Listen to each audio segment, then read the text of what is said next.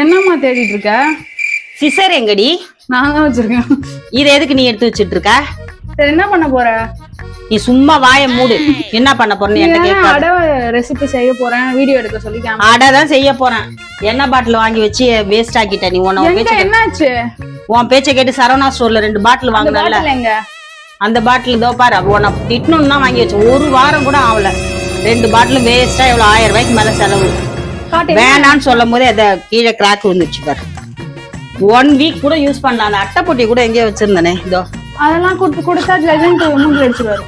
இது என்னது? இது எவ்வளோ? நான் அப்பயும் வேணாம், இவ்வளவு காஸ்ட்லியா வாங்கணுமான்னு சொல்லிட்டு, இது நல்லா இருக்கும் அப்படி இருக்கும் இப்படி இருக்கும் சொல்லிட்டு இப்படி போட்டு எனக்கு வெரைட்டி சென்டர் போய் வாங்க பார்த்தேன்.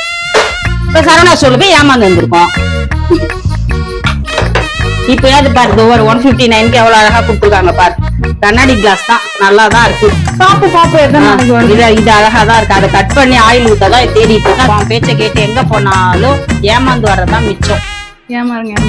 பாப்பு எவ்வளவு நாளைக்கு வச்சிருக்கீங்க? இது நல்லா இருக்குன்னு சொல்றேன். ஒர்த்தபுளா இருக்கு. எப்படி இருக்குன்னு பாருங்க. ஏன் உடச்சு வைக்கலாம் பாக்குறியா?